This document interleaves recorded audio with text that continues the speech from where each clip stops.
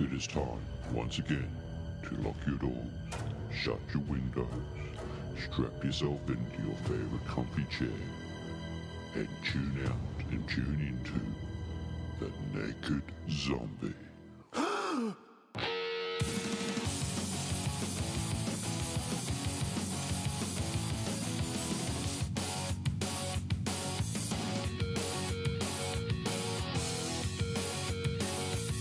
G'day everybody and welcome to another episode of The Naked Zombie for your paranormal, pop culture and all the other creepy stuff that we deal with on the show. And tonight we have The Naked Debate, and joining me in the cardboard box, not only is Hobo Bill with us tonight, but I have Liam and Wadsy. G'day guys, how are you? Good, how are you tonight? Not bad, thanks, sir. Oh, get in there. Let's see if I don't stuff tonight's show up. If I do stuff it up, then you won't hear it because I won't be saying this. I'll be saying, look, I really stuffed up again like I did last week. But anyway, how are we? What's been happening this week, guys? Been a big week. Big week? Yeah. I've had a nice quiet week. Have you? Yeah, so this is the first show for the week, actually. I've been sick. The family's been sick. You know, I've got this funny rash that I don't know where I got it from. It's probably down the wharf with those sailors, but, you know, that's for another story, That's I what guess. you get for Hobo Bill. Come to me, hobo. Come to me, hobo. Yeah, guys, well, we have a lot of cool things happening. Just to let you know as well that me and Andrew, he's a bigger geek than I am, we are going to Supernova. We got a couple of media passes. Good for you. Good for you. So you guys can come along too if you want, but you'll have to pay. Well, I don't. Oh, I'll pass. Anyway, yes, Naked Zombie will be running around Supernova later on the year in Brisbane at the convention centre, I think it is. When I get more details up, I'll look into You it. have fun running around with freaks, you freak. Oh no, I am one of them. So dusting off the Sailor Moon outfit. I think you will be. When do you mean dusted it off? I only wore it last night. Sailor Moon, yeah. Anyway, so also don't forget, if you listen to this, to check out the HorrorCon that's happening this month in Melbourne. Also, you've also I thought it was got January. yeah. There's two. So We'll okay. be at the January one. We're all going there for that. And also, you've got the Brisbane Zombie Walk coming up next month. Very soon, yes. It's very only, soon. Only a month away now. And I'm really looking Believe. forward to this. Yep. And hopefully we've fixed up the show a little bit more too, because I've actually put a compressor in to take away all the nastiness, except for my raw talent and skill as a radio host. Yeah, no one can fix that. No one can, no. It's very, very sad state of affairs. Anyway, guys, we are doing the Naked Debate, and we've been hit with a lot of questions via the Facebook fan site. Lots And of don't forget, questions this week. and if you do listen to the show, please go ahead and hit that like button. You can also find Naked Zombie 101 on Twitter. Keep up with all the crap that I get up to regarding everything from got pop some culture serious to the stuff. paranormal and everything in between, which we've changed our logo, and congratulations, Susan, for coming up with that new catchphrase for us.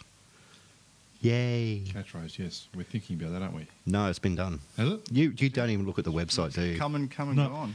No, sorry. You don't look at the website. I was You looking don't. at the photos of people putting their photos in, but I That's couldn't well. see See, it's trouble is, Well, yes, we well, I do have couldn't that see that. competition running because I actually haven't put it up. them. Yeah, when I couldn't see it, I thought, oh, he hasn't done anything, so No, I really haven't done anything with it You've yet. been too But sick, and I thought maybe you weren't well enough to do anything. no, but now that I'm drinking my Red Bull, There's no camera, Brad. Don't worry about it. damn, you think they'd give me sponsorship the amount of this stuff I drink? You're drinking a little amount compared to other people. Yeah, I suppose I only have 8 or 9 cans a day. Can I take my clothes off? No, anyway, so we're doing the Naked Debate tonight, guys, and we're going to make a start straight into it, and we'll go on some other topics as well. But before, I just said because we're going straight into it, and we're not going straight into it because Liam's got some You're news. changing your mind again, Brad, aren't you? I am. Oh. I'm allowed to because I am the host. Yes. I'm the boss. Like a boss. Can I get off my knees now, please, sir? No. You will like it, every bit of it. Okay, now what we're also going to do is Liam's been out There's to this. not a lot to like. Oh, God, we haven't even started already. We've only been 4 minutes into the show tonight. Oh, God, it doesn't get any worse, does it? So what we got is Liam went out. I was meant to go, but I was stuck at home doing house husband chores.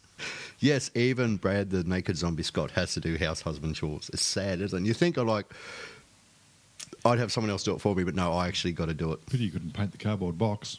No, well, the Stick a cardboard. brown. Well, cardboard brown, it's the rage. Hobo Bill doesn't want it any other colour.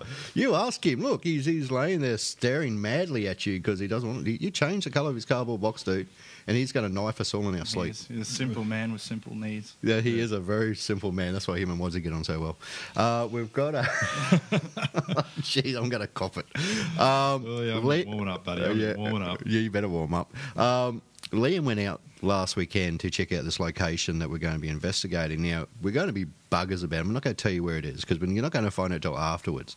But Liam went out and met the owners for us, and he had a good chat with them, and they've got some interesting stories regarding what events have been happening in this historic, never been investigated location. Before we get into the naked debate, why don't you tell the naked zombie army out there, Liam, about what are we going to expect when we head out there? So yeah, lots and very, very interesting house and lots of different things going on out there. From just the simple aspect of things being moved, being placed in different places in the house, but ending up in other places, right through until full-bodied apparitions in period clothes, seen wandering around the outside of the premises. So it's going to be absolutely fantastic. It's sort of the whole kit and caboodle of different paranormal experiences that we can expect when we go out there. I am so excited. It's going to be cool. Yes, I can tell you're excited. All right, next time I'll wear pants. Good. Please do. It's naked zombie. What do you expect? So we're going out to this great location, and we're going to do that probably, hopefully, within the month. The zombie has a lot on as well because we are getting a few requests to do different things around the countryside, and which has been absolute. Thank you to everyone who has been emailing us and sending us messages and jumping on the Facebook site, and the emails are just like wow. I mean, it's great. We got a fantastic email from someone in Italy. Alberto, I think his name is. I'll just pull up his details here. No, it's not Alvaro, it's Alberto. Hi, Alberto. He's from Italy, and he says, he likes listening to the show. So thank you, Alberto, from Italy. I think that's lovely. It's fantastic. It is fantastic. All the way across the seas. All the way across the seas, and the zombie hasn't stopped annoying people yet. Also, if anyone got on the Facebook fan site, they saw that I actually put a mathematical formula equation for you math geeks out there. Did you guys? I've got it right here. I did see that. You did see that, hey? I haven't even looked at it. I think, but looking at it was when I about walked as far in, as I got. But Yeah. is it the speed of light, No, okay. Basically, what it is S, right? which is speed. You said it was speed. wasn't Yeah, it is speed Yeah. and speed of motion, but it's not what you call perpendicular motion or radial motion. I'm getting all nerdy here. You've read that physics books for dummies, haven't you? Yeah, I have actually. You've ingested it, and now you're going to spit it out at us all night. Yeah, and basically E equals MC squared. No, S equals V to the power of 2 minus V to the power of 2, 0, right? Times 2A velocity, very good. So you did know something. 2A, right, equals O over 2 by 860 over the power of 2 as well. So I'm going to break that down for a bit later on during the night, but it involves me running to the dunny and how long it will take me to go because I've been sick. This is what a life I have. I actually sat down and worked out this formula. I was at work and I'm going, and I had to go, but I was way at the other end of the building. It's a massive warehouse, and I literally measured how long it would take me to get there before I'd make a mess out of myself. So there you go. So I'll break it all down to you. Basically, it works out to be at the end of the day 95 steps. And I do it in probably about 12.7 seconds. You really have got too much time on your hands, haven't you? Yeah, I do. I also worked out Don't once. you have the newspaper in the dunny at your work or something? No, I was actually other end. And Okay. And that's why I was all sick, because I went, oh, I got to go. And look, everyone's had, like that moment where they're out. It's somewhere where they don't really want to be, and nature calls, and you clench your fingers so tight and you waddle funny. Yep. But I was using my hands as well. I'm doing a visual here. The guys aren't improving of it whatsoever. So I'm going, waddling. I actually sat down and worked out how long it would actually take me to get there first before I ran off to the toilet. I need to get out more. Also, hey, I was... Hey, can I just do another visual? Why am I just sitting here shaking our heads? We got no idea. Why would you do that? Why wouldn't you just start walking to the loo instead of working out how long it's going to take you and how many steps it's going to take you to actually walk to the loo? Because I'm a big geek. And I actually one day at work. This Have is you, another. have you got a pocket protector? Yeah, I do. I carry a pocket. I was going to say it could have come in handy on that run to the loo. This is years ago. I used to just. We'll get on to this other subject in a minute, but this is quite funny. Years ago, I actually was a used car Can we salesman. make the decision whether it's funny or not? Not Yeah, yet. it's funny for everyone else. Anyway, so I'm sitting there and I was working with a couple of guys, a couple of smart asses. They think they're pretty cluey. Like us. Yeah, like you say. And anyway, I actually sat down and worked out how the equation for a helium balloon. Like, What part of the equation did you work out? I actually worked. It's a balloon. How much helium it holds? What size it's going to go to? No, What do you put so much okay. helium Now into? we're going really geeky. We're going really mathematical here. Like helium is H little e, right? Over 2, right? That's the table contents Yep. of it. Yeah. Now, average size of a balloon is about 40 centimetres once it's inhaled. Yeah, but helium weighs 0.00002 in weight. So it weighs basic nothing. That's why it floats. It's like... I worked it out.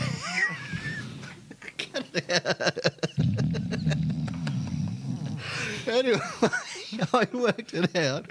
I haven't finished my story yet. Anyway, so I had to once he has now drifted off to sleep. Sick him, Hobo Bill. And all that, like... I thought we were talking to Liam about his trip out to our site. Yeah, I know, but Can you I got to start talking about Yeah. it. But Liam, can you go on about your... But I work out these equations on the most stupid things. 'cause Obviously, yes, you've proved that twice now. I like maths. Maths is cool. When it's used to work out money, yes. What? Don't you want to know the math equation for trying to have a dump?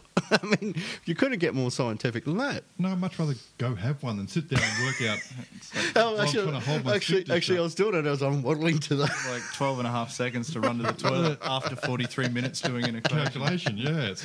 All right, okay, I'll stop. All right, you've taken all the fun out of me night. For all you mathematicians out there, you follow me, don't you? Yeah, I'm doing the old chest punch now because we're cool.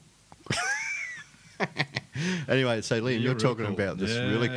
Yeah. Yep. We're not going to get much of the show done tonight, are we? You want jumper? You're so cool.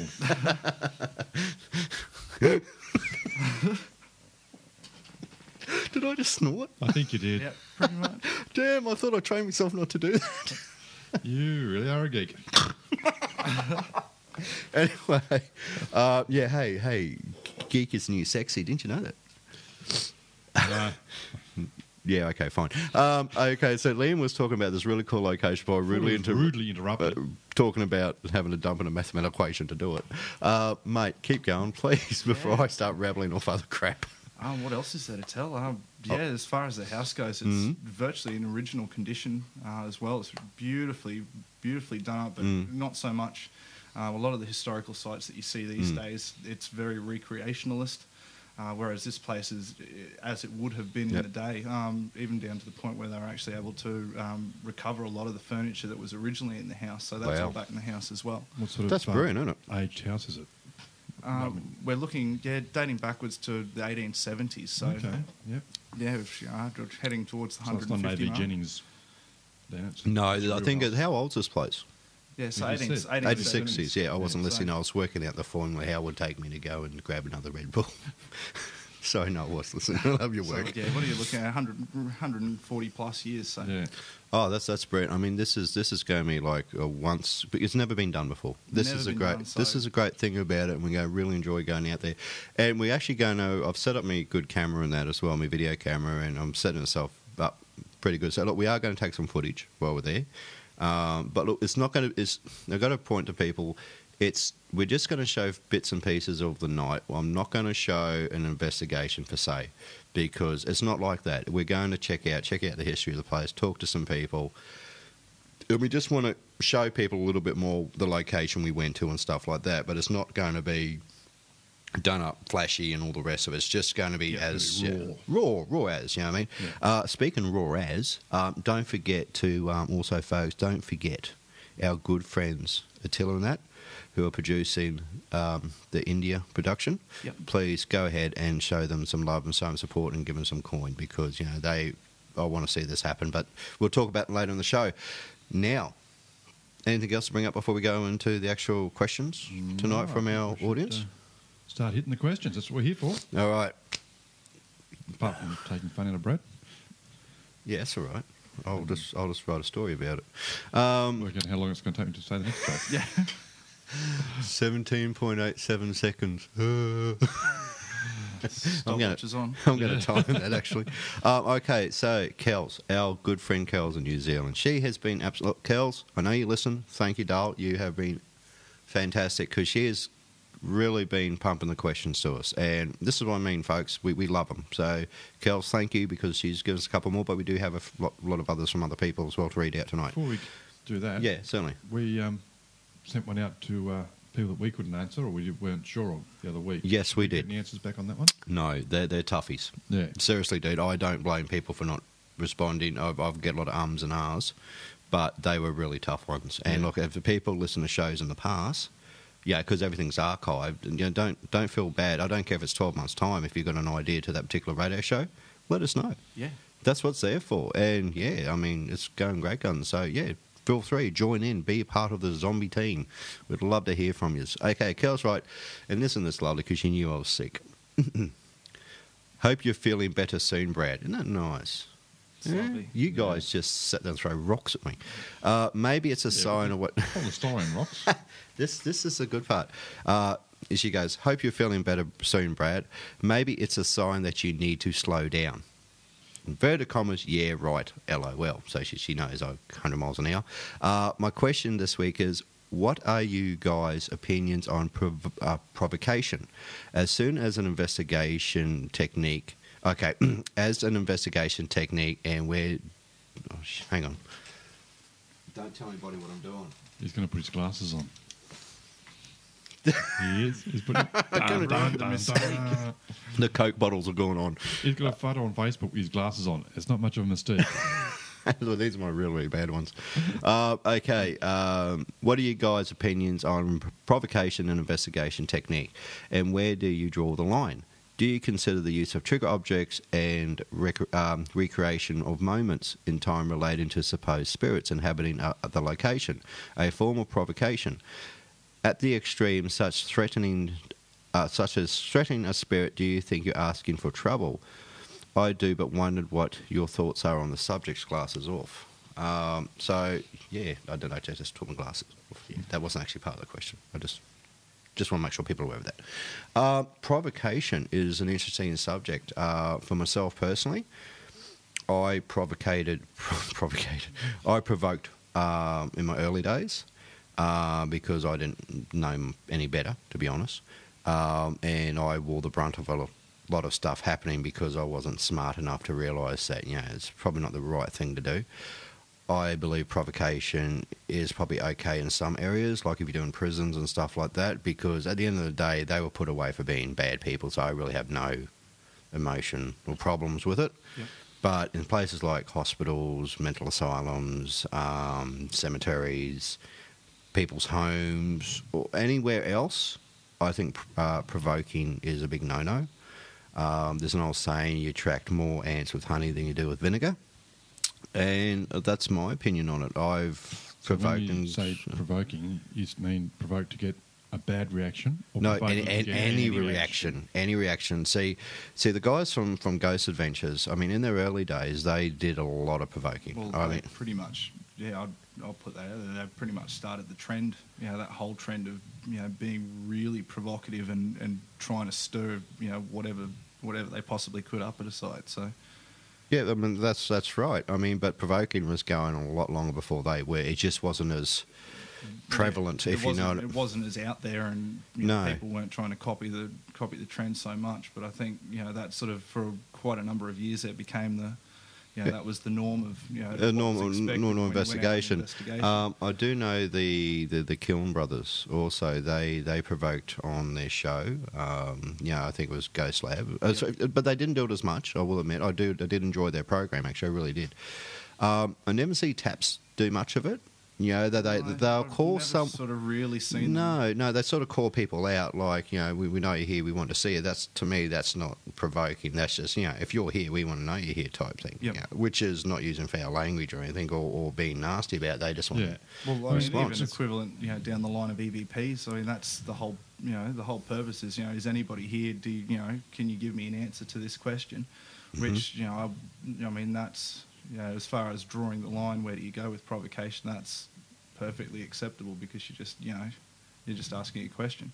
Yeah, I mean, asking a question I think is fine, but it's how you ask the question to Yep. me. Like if someone, okay, just say I had a team come into my house and I said, oh, listen, the place was ordered by my grandmother or something like that, you know. The last thing I'd want is Someone swearing, cursing. Johnny Rotten coming in and giving my grandma absolute lip because Awful, I'd probably turn around and snot on one. To me, that is disrespectful. Yes. If I was in a prison, and I've done a couple in my time, I don't really care because you go to jail for a reason in that sense. You know, whether or not, you know, I mean, it's hard enough life. You know, the boys or the ladies who are in jail, you know, and the ones that passed on many years ago, you know, whether they died there or not, it's still, yeah, that's That probably does all. look wrong to get there. That's right. That's probably all they do know how to Yeah. respond. If you're nice, they'll probably think you're an easy target in that Exactly. sense. So, I Yeah. mean, you've got to show a little bit of goodso when it comes to that side of I it. suppose So, what you're saying, I suppose it depends on the situation. as yeah, to I think how a lot of it's situations. Yeah. before you go in. Yeah, to, like to a I situation. really get the shits big time with people who will provoke in asylums and stuff Yeah. like that. That oh god, I just knocked my mic.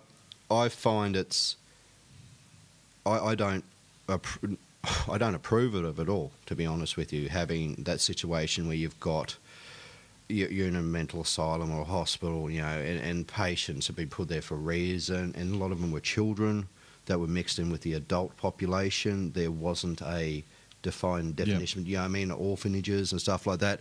Trust me, I would not tolerate anyone I was with. I don't care how famous or good you think you are, I will basically put you on your backside in about 2 seconds because I find that the most disgusting way to do things in that situation. Even in military barracks and stuff like old military barracks, those people were there for a reason, to serve their country and stuff like that. You do not want to give them lip because you will most likely cop it sweet. Prison scenario, a bit different because that's how communication was happening. Yeah. The screws were very much on the ball. They spoke a certain way because if they showed any sign of weakness or they've been intimidated, you know, it's that sort of a closed community environment. That's basically, guys, you got any more viewpoint on that? No, as I stress, like I said, it depends on the situation, depends on the environment. I mean, there's some you can, some you can't, and some ghosts will react to no provocation and come out anyway. There's a lot of hauntings places that they'll just appear whether you say anything or not. Yeah. I know the Theatre Royal down in Hobart has got a resident ghost, and even if they're just standing around doing nothing, he'll appear up in the stalls and walk across the top of the stalls and close the door. Making a lot of noise or making no noise, he'll appear. So it all depends, and people should be judgmental make their own mind up of how they want to do it, but be sensitive to the situation. Well, that's the thing, and I think, unfortunately, a lot of the younger ones, I guess, they sort of get... not even... No, not even young ones. Sorry, that's the wrong way to say it. The people who think that some aspects of getting an investigation done by being abusive and stuff like that, to me, they're not investigators. They're bullies. Yeah, at the end of It's the not day. even being abusive. It's making a lot of noise and just being a presence there that you might miss something. That if you just quietly go about your that's business. a really, valid it's- point too. Yeah. How are you supposed to, especially if you're trying to take EVPs or you've got some kind of, voice or sound recorder going at the time? How are you ever going to hear something if You're too busy screaming yelling at the and wall? carrying on over it. and yahooing. I mean, it's just a bit of common sense, really. Yeah, I mean, there's a lot of common sense, but unfortunately, some people do lack it out there, and we Yeah. all know that at the end of the day. Whether or not the team prefers to provoke or not, it's their call at the end of the day. we're not the paranormal police, as it were. They've got to make their own decisions. But I think as a community in a whole, provoking is slowly disappearing out of it. You know what I mean? Like, I very rarely hear groups provoke at all now, which is fantastic. And the ones that do, I mean, I saw something on YouTube, and I think I might have mentioned it. He was in this old abandoned house, and I can't remember the name of the group or the guy because I just really wasn't that impressed.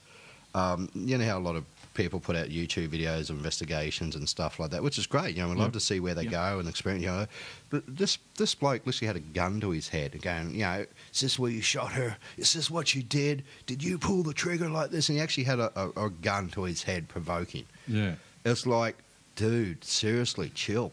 Yeah, that's a bit much. It's like, even though you're dealing with like someone who may, but the thing is, you don't know if that actually happened. Yeah. No. Like that's a scenario, and that's where it comes down to it. So you could be ranting, raving, carrying on, thinking that you're dealing with some homicidal maniac. We're actually dealing with a 12-year-old kid. Yes. Yeah. Yeah, this is the thing. People aren't researching anymore. They're just, look.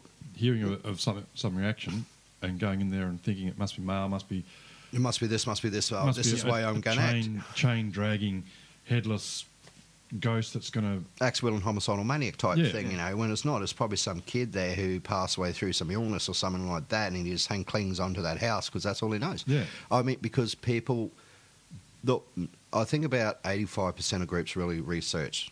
From what I've seen over the years, research where they're going and stuff like. Look, even we do it, mate. Look, you're our, you know, this is what you do. You're a historian. You actually go in and you actually. he does all the hard work. He does all the hard work. I mean, you should have seen what Liam gave me on this location. How many pages is it? Oh, I think that was just the initial brief was over 30 pages. I've got this initial brief. That's at 30 odd pages Yeah. of information. We're talking about. Hang on, I'll just get it. I've got it right here. Okay, yeah, sorry, yeah. But literally, I'll just go. This is our breakdown. We've got an aerial view map of it. We've got background notes from newspapers. We've got the registered deaths and everything that happened at this location. And it's just page upon page upon page of who was there, what was there, pictures of the people involved. Well, this guy, yeah? I mean, we're not he's allowed to got a say beard. who it is just yet. I mean, we actually got... It's a man with a beard. It's a man with a beard, but we've actually got an image of this person Yeah. involved in the house. You know, I mean, this is amazing. This is the type of work that goes into a proper investigation. And we're not even going to be doing we're going there as part of the radio show, Yeah. but it just goes right into sale offers and everything. This is divide. You know, this is what I mean. It's literally massive. I'll have to do my homework, I think. Yeah, I think you should. Yeah. But Go on, guys, without me. I'll just read yeah, this. yeah, you just read that. But I mean, this is a thing. Once you know what you're looking for, I think then you got a better understanding of what you're going to be approaching. Yeah.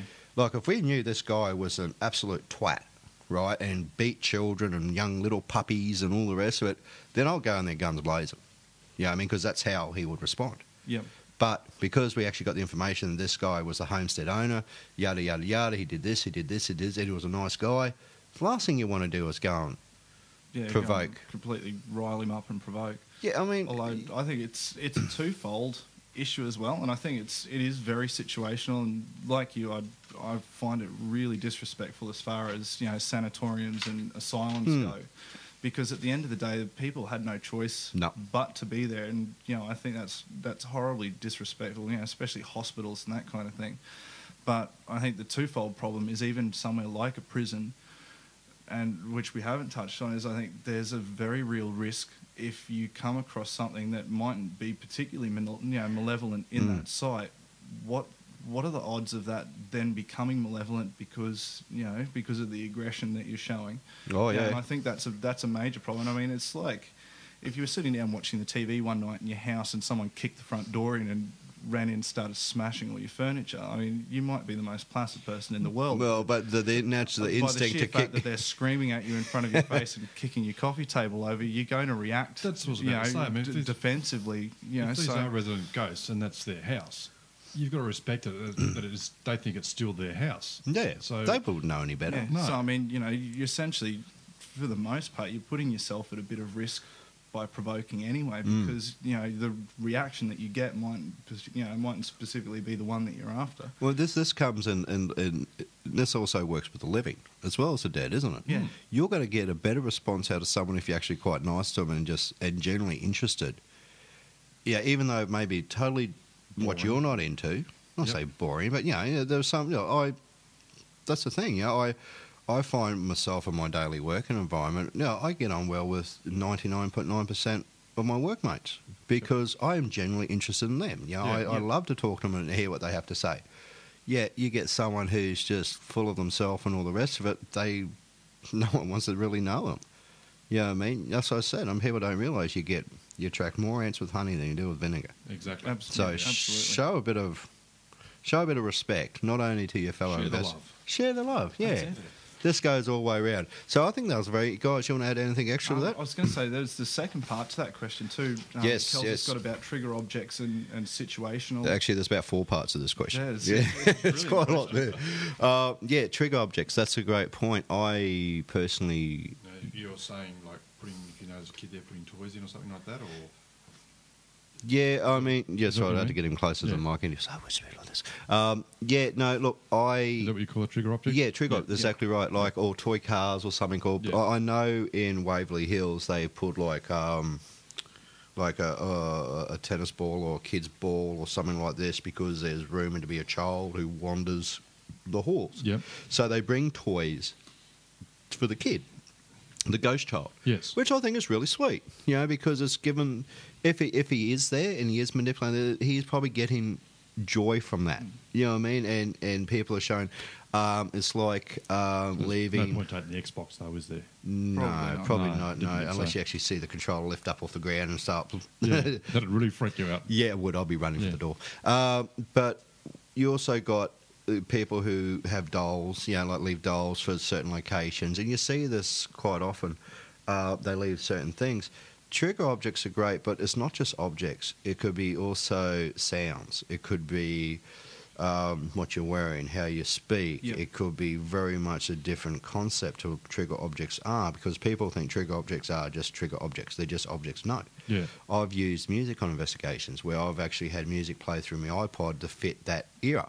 Well, I think this is what Kels was talking about too, like that situational kind of thing. And I think Ghost Lab, they used to use the term, it was like era cue. Yeah. Where they'd play music and, like projected video, from that time period to try and actually, try and sort of evoke some kind of response. Yeah. I think that's a fantastic idea. I mean, anything like that to help in getting the interest of someone in the afterlife to participate in what you're doing. Yeah, that works. Yeah. It has worked for me many times. Like, I don't necessarily, I in my little toolbox of stuff, I bring like a little toy car, or I tend not to take marbles and stuff like that because they're too easily manipulated, if you know what I mean. Easy to stand on in the dark. And go down ass a up. flight And, of stairs.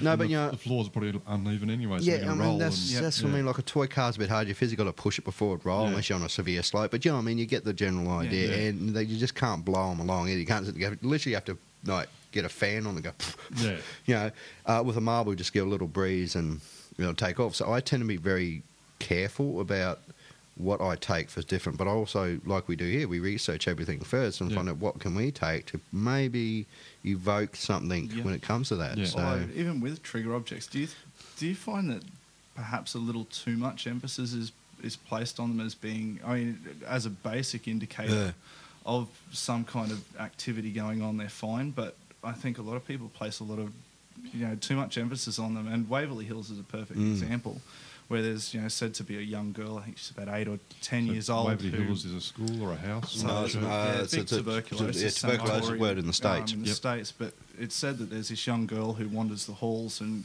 she's I think most commonly seen with a ball or bouncing a ball.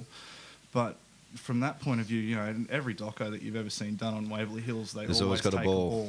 But I mean, if she's already got a ball, why would you take another ball? But this is the thing, people do, but for any ghost that was walking down a hall and saw a ball sitting in the middle of the hall, I mean, like any living person, wouldn't you just give it a kick? Exactly. That's what it's. But I mean, that's, you know what I mean.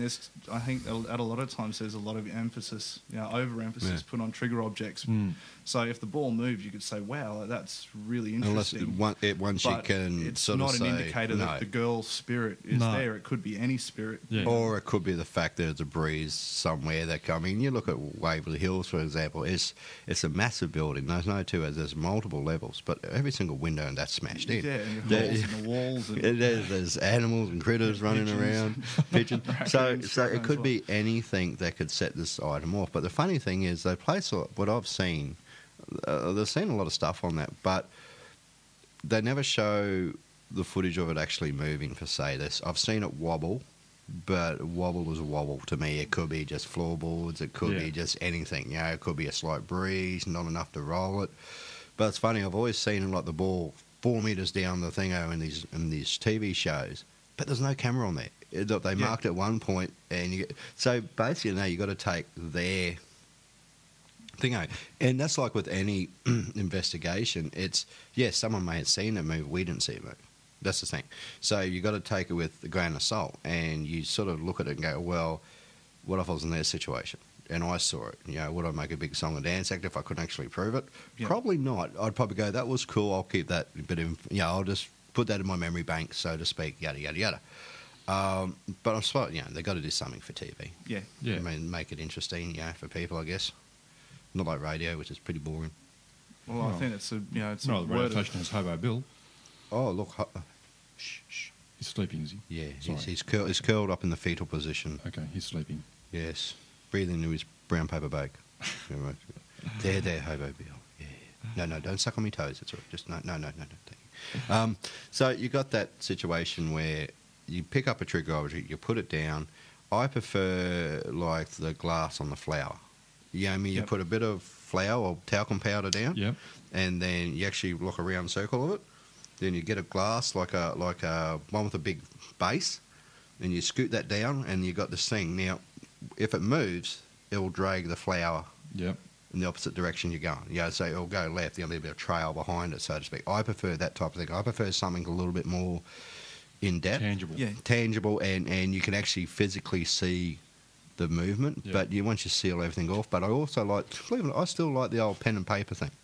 Yeah, I like putting a pen in a pen with a bit of paper, next to it. Yeah. Not the fact that a pencil might roll. I couldn't give a rat's ass about that. But I'm going to see if there's any marks left on it, like someone's tried to pick it up. But these situations, you have to make sure you're sealed off the room properly. Yeah. No one's got to be in there. I mean, you literally have to walk away, and 9 times out of 10, you won't catch anything on camera. For some reason they tend to know. They're camera shy. Camera shy. Well, not it's camera shy, but it's out of place for their thing, so they're probably a bit wary of it. So I like trigger objects that leave me with some physical proof. Yeah.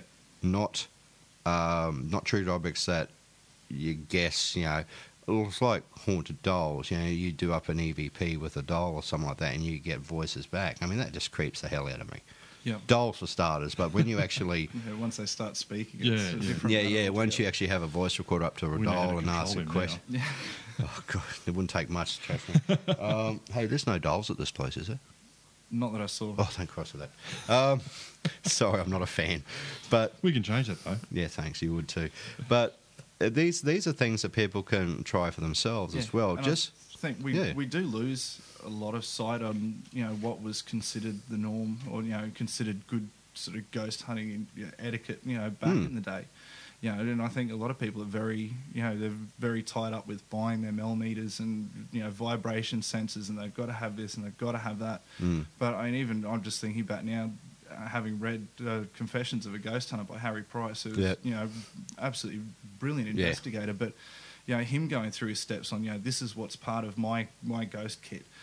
Things like rolls of cotton for being able to tie cotton across a hallway, and I take talcum powder to put on the floor to see if there are any footsteps in the powder.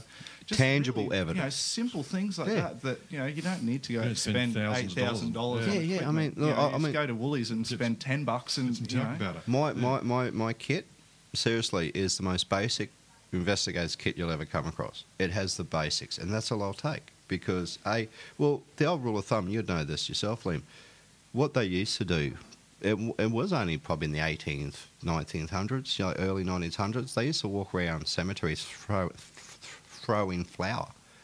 Yeah, in cemeteries, and the idea was the flour was meant to stick to the spirit, so you could see them. And they used to walk around throwing flour. But from that, the process of putting flour down on the floor or something like that is like everyone would have seen the movie. What was it that? Oh God.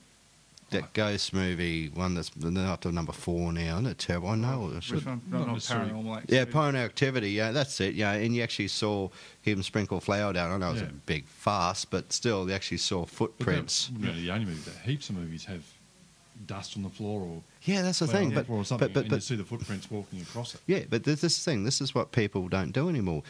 Classic example is spraying friggin' canola oil on mirrors. Yeah, mirrors are meant to be a gateway to another dimension or something like that. And if someone's going to put any pressure or mark on a mirror, as long as you clean it afterwards. I've got the old cooking oil, I've sprayed it on mirrors once I get permission first. And I actually see if anything's touched it. Like a handprint's touched it. But I've got to know where everyone is. This is just set up the ground rules. No one touches this. And that is, the biggest thing is the ground rules. And I mean, all of those, the ghost TV shows that you see, it's always, we thought we caught this fantastic thing, but no one locked the door. Yeah, and we don't know. No, not just lock the door. You seal the door. You actually put up stuff. You know if anyone's been in there. Have it sealed with a piece of security tape or something. So at least you can turn back to it later and say, well, we came back to the room. We definitely knew it was sealed. We got photos of it still being sealed. I mean, don't get. I think a lot of the gizmos and gadgets are cool, but you've got to remember a lot of them are toys. I was going to say that toys for the boys. That they are toys, and it's not that impressive.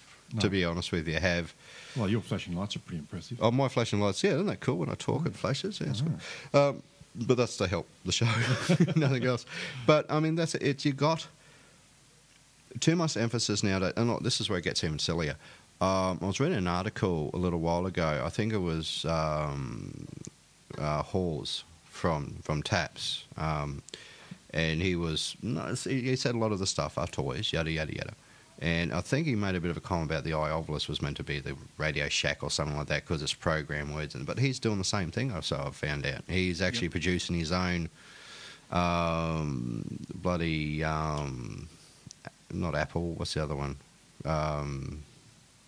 Geez, my memory's shot tonight. I've got one. Fine. Android. I actually had to pick up my phone and have a look. The Android application for doing the same thing. So what do you do? How does it? Why does it? It's getting more and more confusing out there for people when it comes to these sort of equipment and trigger objects and all the rest of it. Shouldn't we just be taking a step back and just going back to basics? Yeah. But doesn't that just come down to investigation, as doing your homework before you get there? Yeah, I mean, you've got to do your homework before the investigation. But so much of the equipment these days, the electrical equipment, is just... It's working on just an untested theory. Yeah. And I was talking to a chat just the other day, Alan from Idle on Paranormal down in South Australia, about the concept of EMF. Now, it's understood that ghosts give off some kind of EMF field when they're trying to manifest, but there are a number of groups who use an EM pump to create an electromagnetic field.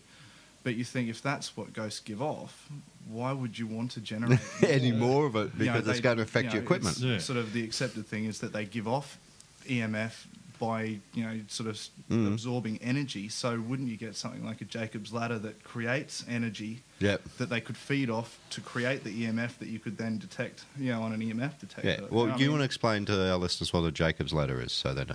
So a Jacob's ladder is just it essentially generates a major electric current by jumping back and forth between two poles. But essentially it creates a rather large electrical field in the air, and I mean from that point of view, it's accepted or it's believed that ghosts draw energy from their surrounding environment. Well, that would create the perfect energy field that they could then draw upon. Yeah, instead of having this device that pumps out all this EMF. Yeah, because EMF is essentially, it's considered it's a byproduct of a ghost trying to manifest. It's not actually something that they require. And I've seen so manifest. many times on YouTube or whatever it was, and they've actually got the EM pump and they've got a K2 right next to it.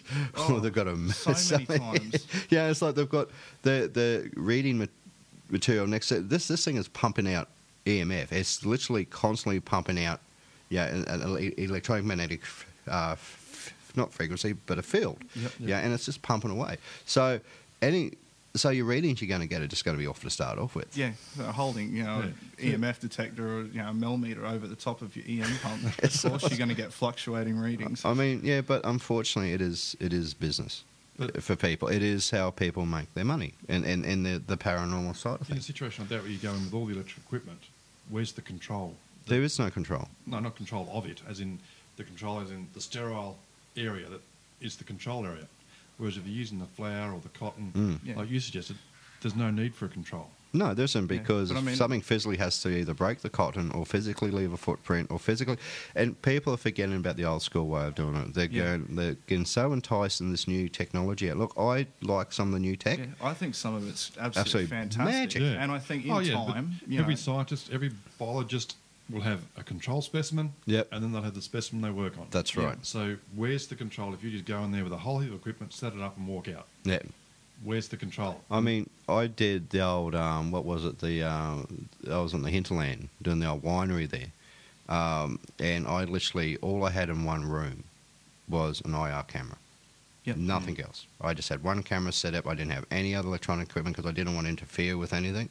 I just had this one camera set up, door shut, locked, and we were watching this cupboard door just open and shut, open and shut, open and shut. And I was going, this is cool, because there was nothing there making this happen. Yeah. Yeah. Yeah, literally. So we went in there after we watched the footage and we're jumping up and down. We couldn't get the door to open again. And then we'd leave the room and it'd open and shut, open and shut. It wouldn't happen while we were there, but as soon as, but we're actually watching the live feed and we're recording as it was happening.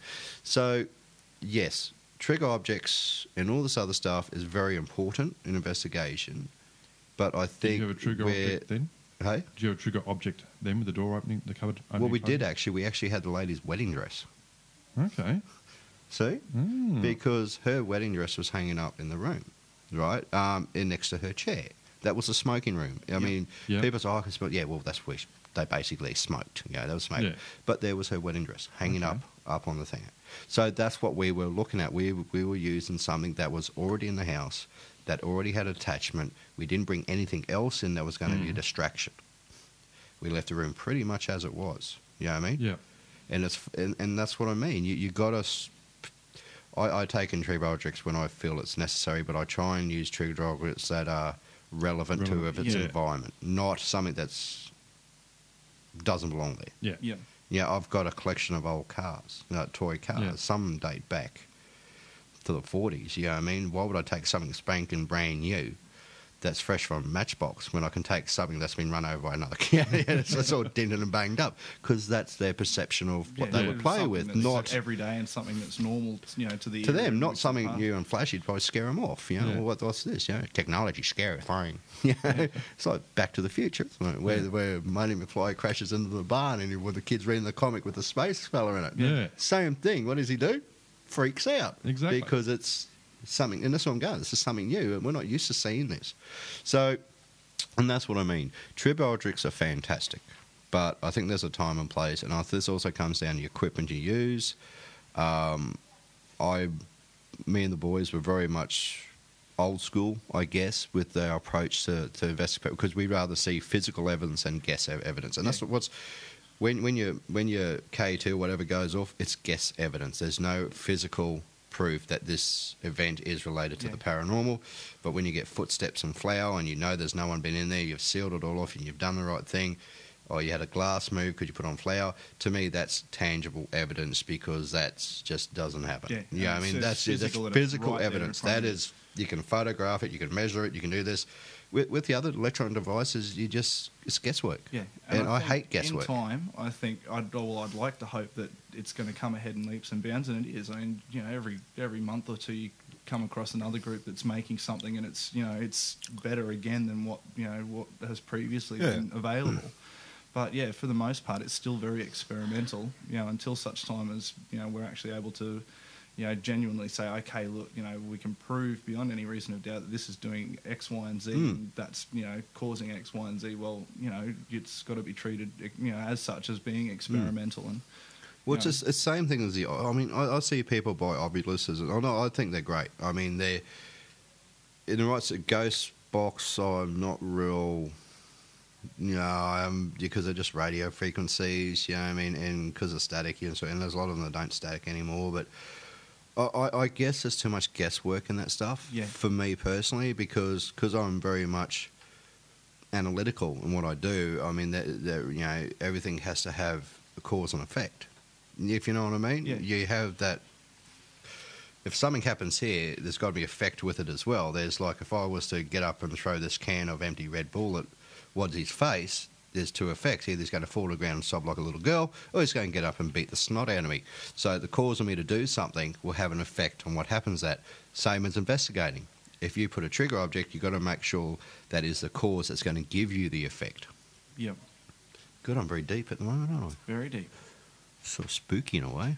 If you're doing that though, aren't you manipulating the situation because you're wanting an effect? Good rather point. than just Well, putting it there I mean- and seeing what happens? Yeah, but that's why I tend to if you use think what's about- already there. Yes, I mean, I tend to look at, when I go into a place and I see old picture frames and you know, like on windowsills or pictures, I actually take a physical evidence. I photograph it. I photograph shelves, walls, everything. Yep. Now and then I know these are in a certain location or certain place. You watch me when we go out this place. You think, what the hell are you doing? I'm taking photos of. To prove whether things have been moved or not. Yeah. Yeah, and that's why I go out. But then at the end of the investigation, I go back and I take notes where I've been, what I photographed, and I take those same photographs then Yep. with a time capture thing up. Then I can say, okay, well, we photographed this at this time. I went back at this time and look, it's the photograph has moved, yada yada yada. Then if I can see the comparison, I'll go and see if there's any scrape marks, if there's any fingerprints. Yeah. So these are things that I guess I tend to do because I like me physics and maths and all the rest of it. That's how I view an investigation. You know, I believe, you know, there's something there more to all this, but I need that whole genre of, I need, physical. Yeah, that physical, tangible evidence. That, I can't rely on a flashing light, if you know what I mean. Yep. I just cannot rely on a flashing light or something that spits out words. And, you know, I've tried it all. Some of it really impressed me, a lot of it didn't. And that's just my view on it. You need more than one piece of evidence to actually prove it. Oh, of course you do. I mean, you one need. flashing light or one means nothing. reading. Yeah, you need something more than that. You need 2 or 3, maybe 4 evidence to make sure, because as you say, there's so many interferences Yeah. that you need others to. Well, that's why I'm not substantiate it. keen on the electronic side of things too Yeah. much, because there is so much interference out there nowadays, because the way everything's just bombarded with radio frequencies, UV, not UV, friggin' ultra, yeah, what am I trying to say? There's so much junk, is a better way of putting it, we're out such there an in an electrical electronic society now format. too. Especially with mobile phones, they're always Yeah. searching for towels. And Yeah, things I like mean, that. you've got all this interference happening nowadays. Like, trust me, even 30 years ago, we didn't have this problem. Well, I mean, how many times have you seen YouTube videos and you've got an investigator holding a K2 in one hand and the dolphin torch in the other, but with the K2 up against the side of the dolphin torch, you know, Yeah. searching through, and you think, So you you're move holding this- it next you- to an electrical device. It's same as people don't realise. If you shake a K2, like if you shake anything like an EMF, you're going to get a reading because you're actually producing electronic magnetic field. Yep. Yeah. Because just by the sheer movement of kinetic energy will produce this effect as well. I mean, and this is what it comes down to. So, yeah, you shake a K2, it's going to light up like a balloon because Yeah. the kinetic energy that you're producing cause and effect. Mm. Well, I mean, even I've been in buildings, you know, and especially down in basements where you could be in a building, you definitely know that there's not a single, you know, no power Yeah. in the building at all. Everything's turned off, disconnected. But I've even seen, you know, metal water pipes, and you get that a lot in basements and older buildings. Water running through a metal pipe creates its own Electric charge. field. Yeah, So, because you its know, own charge. It's some one underground corner of the power. basement might have this huge spike in EMF, you know, and you think, oh wow, like look, it's a Because huge someone's spike. flushed the toilet upstairs. Yeah. It's basically. as simple as, you know, it could be, you know, sort of runoff water or drainage water running through a metal pipe, Yeah. creating its own field. So I mean, this is the thing that you got to break it down to at the end of the day. So, to me, all that stuff is look. It's and people, I guess, there's a lot of understanding of the place. Just because you picked up one bit of evidence using tripwire direct or you anything, Yeah, seriously, you're going to have to look deeper into it than that. There's so many variables in anything you do. Doesn't matter if you're walking across the street, it's going to have some sort of reaction. You know what I mean? You get done for jaywalking, or you get hit by a bus, or you make it to the other side safely. So anything you do is going to have consequences to those actions. Yeah. So that's why I very much still like the old style way of doing things, because there's no... something physically has to happen before something else happens. Yeah, there's no guesswork. Or No did it or guesswork. didn't it? Perhaps not. No, perhaps not. Like if Yeah. I had a bit of cotton up against the doorway and it physically broke, there could be in a weak point in the cotton and stuff like this, so I put it up again. You know, so if this happens multiple times, and you think, oh, well, this is probably starting a little bit interesting, but I'll do something else.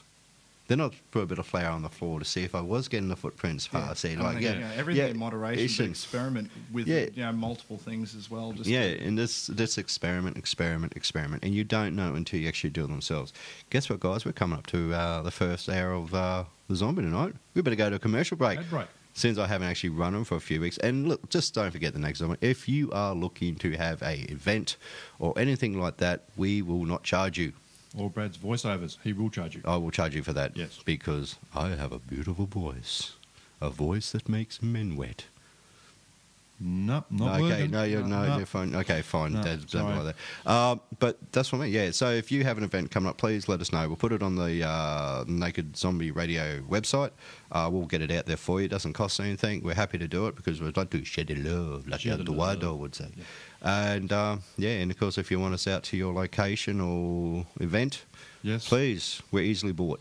Exactly. Yeah, we are. Yeah. All right, so we're going to go quick commercial break now. You have been listening to the Naked Zombie Radio. Everything from paranormal to the pop culture and everything in between. We'll be right back. I'll get it. Dude, dig the zombie motif. Dude, you're going to the 2012 Zombie Walk? We're here in Brisbane, and in aid of the Brain Foundation of Australia. Dude, I'm there. By the way, can you stop chewing on me now? Sorry. That's right, Zombie and Zombettes, the 2012 Brisbane Zombie Walk in aid of the Brown Foundation of Australia. Come and join us on the 21st of October 2012 at Victoria Park for a fun-filled day of fun and excitement in scaring the locals. For more details, go to www.brisbanezombiewalk.com. Are you looking for some really good equipment in your next ghost hunt? Then look no further than the Ghost Shack, based right here in Australia. The Ghost Shack can offer you everything from the millimeter, EMF detectors, cameras, illuminator, brackets, spirit box, and of course voice recorders. All you got to do is go to Facebook and type in Ghost Shack for all your paranormal needs. And we are back with the Naked Zombie in the Naked Debate. Yes, and of course you know you have been listening to us, you poor sods. I mean, hey, listen, someone's got to listen to us, and we thank you for tuning in. Other than us three. Other than us three, well, you don't even tune in and listen to us, Wadsy. That's the sad part. I know all the jokes. You wrote them. Okay, and we are having the Naked Debate again tonight, and we are talking about different things, especially we've just touched on subjects as in trigger objects, provocation, and all that good stuff, which has really gone well. But we have more. Please, sir, can I have some more? Mine. Mine. Dude, haven't we milked that one to death? Yep. I'm just opening this. Okay. Right. I mean, girls, this is a four-part question. We're spent now on girls. We do have others here to go through as well. She also, before I forget, I also have another one, if time allows. A client who has had no negative feelings of the paranormal at a location we are due to investigate asked me if having us investigate would stir up something bad. My view is that if something is bad resides there, it would have already made its presence known, regardless. What do you think? I think, following on from the last question about provocation, I think if you do provoke and it's the wrong circumstance, then definitely. Yeah. can You stir are up going to get an something ass whooping Yep. of the paranormal type. Seriously, well, I've done it, and I've got an ass whooping. It wasn't nice either. I'm not so scared does yet. that mean that would the person or the spirit or whatever would attack you, and not the once you leave that would settle Oh, down that's again? Or- then, and this is where it gets a bit funny. Okay, I'll tell you a wee tale. The wee tale of an investigation I did many, many moons ago. I'm just reminiscing. I should put some reminiscing music You in got to here. you got to clap. So, Yeah. eyes this way. Everybody, look at me. Look at me, look at me. Yeah, he's gone back to sleep again. No, Where's stop Hobo it. Bill? Yeah, no, I think, hey, he's gone. Good, I'll take his spot under the Yeah. desk and go to sleep. Hey, I've lost my total train of thought. I'm Good, doing let's well. move on with the question. It was to do with the question, Okay, all numbnuts. Anyway, I'll tell it how it is. Now, when we get into Go that... sit in the corner and play with my crayons. And Oh, God, listen. Pencil. Can you guys talk about... So, serious, I've just had a total mental blank. you were talking about some investigation way back in the yonder. Yeah, I've lost okay, it. all right. Sorry. Okay. So, yeah, I asked the question, if you provoke something, is it going to settle down after you leave? Or does it, when you provoke something, that's it, it's provoked for the rest of its time? Do you think that it's a permanent thing, or do you think it's just a reaction to you? Well, the question is that I reckon you'll stir something up. But Okay. Is it only while you're there? Yeah. No, Or I, is it against you? there's a Or is it- 3-month rule. And I use this 3-month rule religiously because after 20-odd years, the 3-month rule has never let me down. The main problem is that when you go on an investigation, you stir crap up and you try to clear something, or you get your neighbours, cousins, uncles, aunties, yada, yada, yada, twice removed, comes in, investigates or does a clearing and doesn't do it correctly. Yep. 9 times out of 10, this stuff will just lay in wait. It'll just sit there and go, no, I've said this before on the show, it will just sit there and do nothing. Yeah. It'll literally just, no, I'll play your silly game. I've got all the time in the world. Will they do? Yes. Now, usually by Open 3 and months, watch. they're probably bored out of their skull and going, that's when all hell breaks loose. Because it usually comes back with a vengeance after that 3-month period. Seriously. I mean, I've seen people go and do cleansing and stuff like that who didn't know what they were doing, and it just sits there and plays their game, pens disappears. It's quite happy to sit there and just do nothing. You know what I mean? Yep. And that's the 3-month rule in a nutshell. It's like anything. If you stir something good enough, you're going to get a reaction. Yeah. You know what I mean? But whether or not it's an investigation where you go in, and it depends. Look, it all comes down to how you approach. Each investigation is different. Oh, exactly. There yes. is no. I've seen And that's people. where discounts. Yes, the research, the Yeah. 30-page book on 30-page where we're book on going. research. So we know So exactly you're- what we're you've still walking got into. Another 10-odd pages just from the other weekend. Yeah, we saw another Yeah, 10 odd so- pages he's got to write up. My God, this is what I love about it. This is the field. It's actually called This Field Notebook contains the investigation notes for yada yada yada. So we know exactly. It's even got a picture on the front of it. That's how in depth this man is. That's why I like playing with his legs late at night.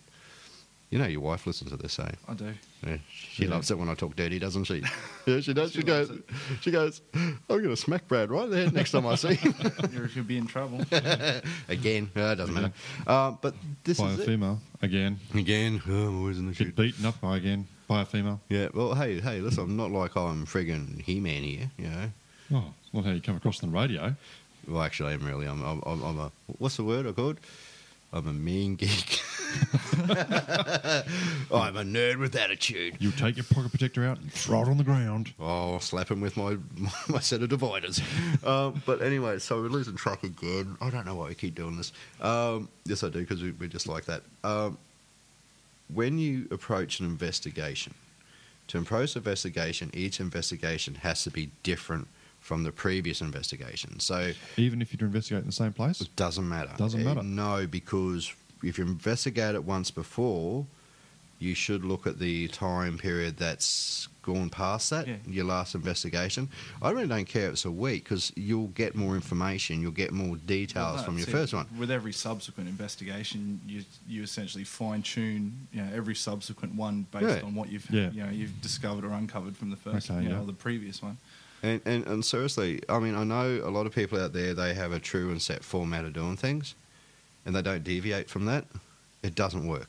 No. in that sense, and you need to approach everything differently as a different individual thing. If I investigate one place this one time, then I'll go and I've got another investigation to go to. I would have done it totally different because the circumstances would involve the research to go in to do that place and do it to suit the circumstances of the investigation. Yeah. If this lady is concerned that when you go in there you're going to stir up trouble, that could happen. I'm not going to say it won't. Nah, she'll be fine. No, it depends on how you approach the investigation. But people, unfortunately, clients will see it there. It doesn't matter if you've done everything right.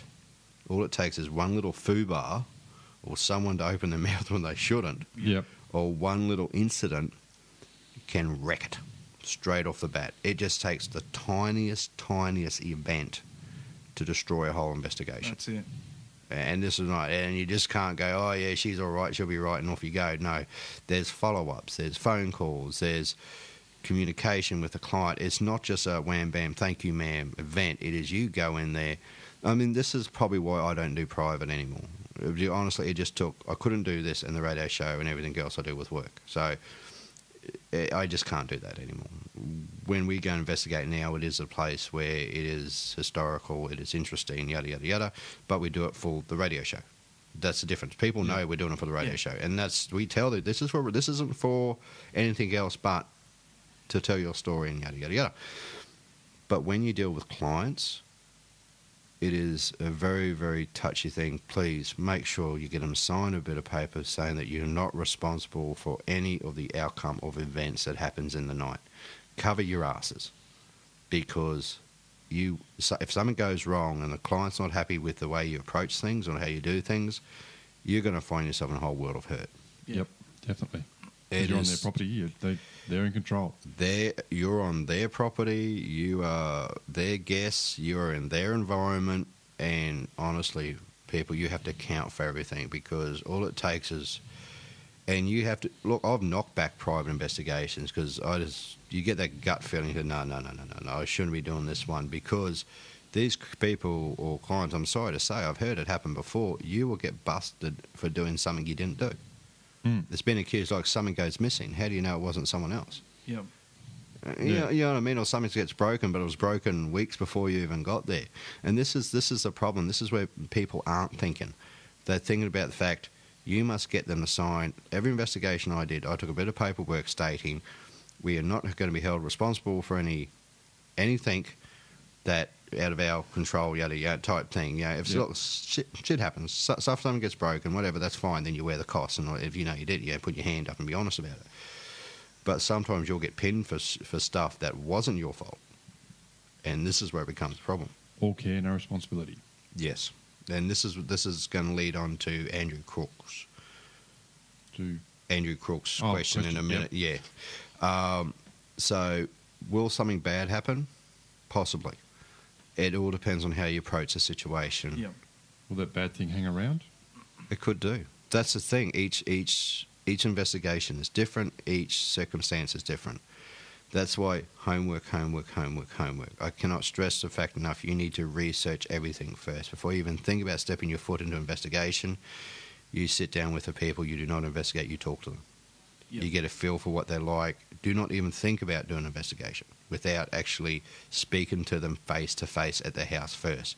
Do not plan to do the interview, then investigation. You need to make sure that you're walking into a safe environment for yourself. Oh, look, mate, there's a lot of people out there that would probably want to wear your skin. That's how bad it is out there right now.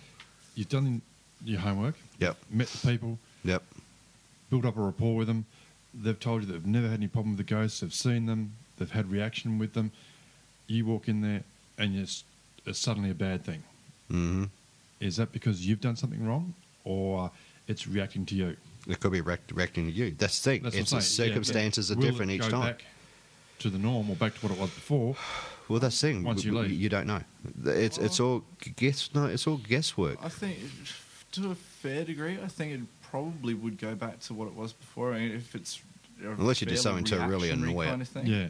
I think, if all hell's breaking loose prior to you getting there, and you get there and it's still breaking loose, well, it's going to be the same once you leave.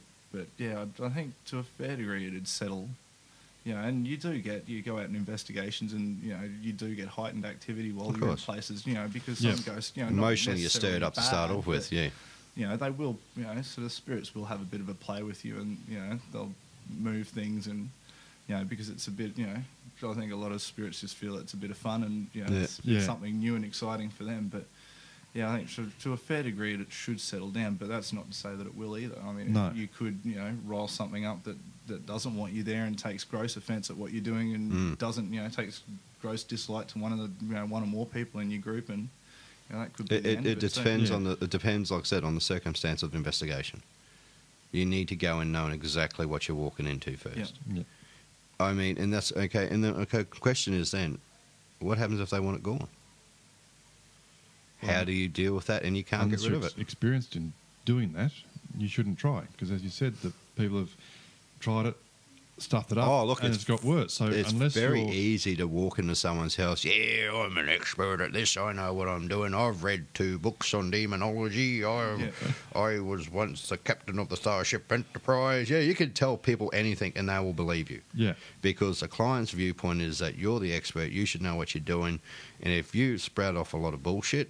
Right, 9 out of 10 they're going to believe you anyway because they put their trust into you. Yeah. Especially a client that's stressed about what's going on, and they're desperate for some kind of help. If you promise them, and that's what we were talking about in a previous episode. A lot of groups now that you've got our ironclad guarantee that by the time we're done, you'll have no ghosts, and you think, but you can't make you that. Can't. That's a big statement to make, a huge statement to make, especially in a public arena like the paranormal is.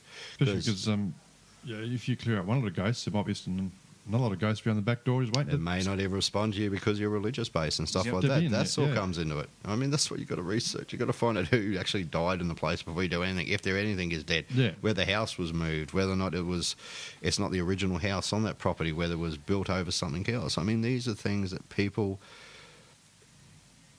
I guess, are so just gung-ho rushing into it. Yep. I'm not saying this particular group are just doing that, but a lot of groups. I mean, come on. We all know that. We've all been around long enough to know. And we all talk amongst ourselves. We all communicate. It is about. I know it's boring to a lot of people, and you've got to be very analytical, your approach to this. You can't take this information lightly that you're given. You need to sit down and talk to the client first before you even think about hold an investigation, and you want to know for certain what the client's expectations are. And I think that's a big... And if you can't come across with what they want, I suggest you give it to somebody else. Yeah, and I think that's a big problem, or a big misunderstanding with a lot of the younger groups. By younger, I don't mean younger in age. No, just younger and sort of fresher in the period that they've been doing it. Is I think a lot of groups, groups that have run for a lesser period of time will jump at the opportunity of getting into a haunted venue or haunted house. To the point where if somebody comes to them and says, I have a real problem, I've got an expectation that, you're going to solve my problem. Yep. They'll overlook that fact that there's that expectation that, this problem will be sorted just for the sheer, ability to be able to get into the house and use some equipment. And I think that's, a big concern as well. It's something that everyone needs to take into account that, if you can't meet the expectation, if that's not what you're doing or your group doesn't know what they're dealing with, there's no problem in palming it off to somebody else, who does know what they're doing and saying, can you please take care of this? But there was no problem that there was. You've got to put the egos aside and put the clients first. At the end of the day, if you don't put the client first, then you're in all sorts of problems. So I hope that we sort of dance around that question. I don't actually know because I'm not going to be there for the investigation. Things turn bad. It's just take the perception of what could happen. Always take the worst case scenario, what could go wrong. And then if you've got those bases covered, you're going to go in a lot more confident and a lot more understanding and make sure you know what the client's expectations are. Right, well, while we keep going here, we're actually going to move across now to Andrew Crook, who I've known for many, many, many, many, many years now. Met him over in New Zealand, lovely guy, loves the paranormal, and he's got a very interesting question actually, which I think a lot of people forget about from time to time. Andrew writes in, I'd like to know the panel's views on health and safety on investigations, keeping safe and not injuring oneself. Never go by oneself. Well, I've been very guilty of that many, many times. Well, going you're on. an idiot. Yes, I am, but I'll admit it Yes. because that's how I dealt with it. That's me. I very much still to this day like my own company in that sense. Look, that's the trouble. I don't agree with what I do half the time, because I've sort of worked alone, if you know what I mean. Like I have you guys, co-investigations, that's fine. We go together as a team and we look out for each other. Yep. My early younger days, no, I would do it on my own because my circumstance was a bit different because I didn't want anyone knowing that I was a mad as half-cut snake. Going to these Nothing's changed. doing urban legend tripping, as it were, Yeah. going through the all these places on my own. To the fjords. To the fjords. Occupational health and safety, OH&S, is relevant in any sort of environment, work, otherwise. A lot of it's gone a bit silly nowadays. I'm noticing Yep. just looking at what a lot of it has gone a bit. It's a bit over the top, but because people are stupid. Yes, people are stupid in general when it comes to doing stupid things. Now, regarding the paranormal, people should basically have a first aid kit. Yep. Without even questioning, they should have a first aid kit with them, and they should. I've got an advanced St. John's first aid certificate, so if you got something lodged in your throat, I can cut a hole in there for you with a pencil and a pen. Yeah, Stick a pen in rather than a pencil, please. yeah. No, but you know what I mean. So Yeah. I'm first aid trade, because I do that for work, and also it's handy to have, Yep. in any situation. You've also got the point being you need someone who, is going to write stuff down. You need someone who's going to look at the situation, go in there first, and look. Don't just jump into these old abandoned buildings at night time like I used to do and just hope for the best. No, if you're going to go in these old places, you've got permission to go. You need to make various points. Like if there's a hole in a certain section, you need to draw. Look, I've even drawn up schematics of a floor plan, very basic, but with, okay, this area here you got to be aware about, so there's a big gaping hole in the floor here, yada, yada, and you go through different points. And you need to have an exit plan, an exit strategy as well, in case there's a fire or something like this. Yep. I actually wrote a bit of an article on when it came to crawl spaces and confined spaces and all the rest of it some time ago. And did you know, I did a bit of a little study on this, was on average there's over, I think it was 230 odd people a year, just in the US alone, die from chemical poisoning Yeah. through confined space. Because of the atmospheres in there. There could be a chemical leak. There could be a gas leak of some sort, and people crawl into these things and they don't come out again. Because they're overcome by certain fumes. I mean, this is why they had canaries in the old days down the mine. So canary would drop. Where's the budgie? Yeah. Where's the budgie? Canary would drop dead. You're made a break for it. It's a bit cruel to take a canary with you, just lower it down. No, it's dead. We won't go down there. Yeah. There is. I tend to, and also what I found out through doing maths side of it as well, that if you, I noticed one lot. Dropped an EMF detector down as well, right, to get reading, that the flash. Okay, on a string, you drop it down there. Yeah, you drop it down a bit Accidentally. of rope, dropped it down as well to see if it's safe. But that's not going to tell you if it's safe or not. For starters, No. I will get in high EMF readings, all the rest of it. Mate, you're in a circular tube. There's water down the bottom. It's producing its own friction off the walls. Yeah, you're like, there's whole variables of basic science in there that's going to cause Could this be thing. electric eel in there. Yeah. Could be. Thank you, Yeah. Wadsy. But you know what I mean? Yeah. So there's a heap of variables that will give you different readings and stuff like that. Tend to avoid those sort of circumstances. I know in Australia, it was only a few years ago, people in Australia and out in Northern Territory were cleaning out a friggin' God, my brain's going. Cleaning out a what are those things they put water in? Water tank. Water tank. Oh man, That one. what What is? is a demijohn or a Yeah. Well, I'm canvas sorry. bag or Yeah, not a canvas bag, but a water tank. The big old water tanks. Yeah. They're about 2,000 litre. Yeah. The big old ones, the old galvanised ones. Anyway, so they were cleaning it out. One guy went in, and because of what they were cleaning with, and Not with the generator, because you've seen that happen yeah, so seen many that. times before Carbon with the monoxide exhaust poison. fumes. Carbon monoxide poison is the biggest thing when it comes to this, because carbon monoxide can be used for many different things. Yeah, and that's the thing. So they went down there and they'll give some chemo. One guy passed out down the bottom, so his mate went down. He passed out. Seriously. Yeah. He got down the bottom. It was overcome that quickly. He was dead before he hit the floor. Yeah. And I think by the third bloke realised what was going on. He sort of come in and got overcome, but he got out type thing before. And basically, so 2 people lost their lives because they didn't physically check the environment they were working in. This goes for paranormal investigators.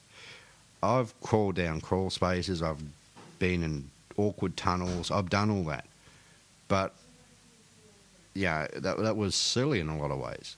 I necessarily wouldn't do it nowadays because being young and gun-ho, go and say it, was you want to say it, just Is that get it out. because you're too fat to get in the small places anymore? Yeah, all right. Look, well, I'm not. I'm just. No, I'm just festively handsome. It's a big shirt. Oh, it's nice. Medium, small, small man's. But yeah, that's occupational health and safety is pretty much standard. You need someone who knows what they're doing. You need to scope the environment first. You need to make sure that you've got not only yourself, but your colleagues covered. Yep.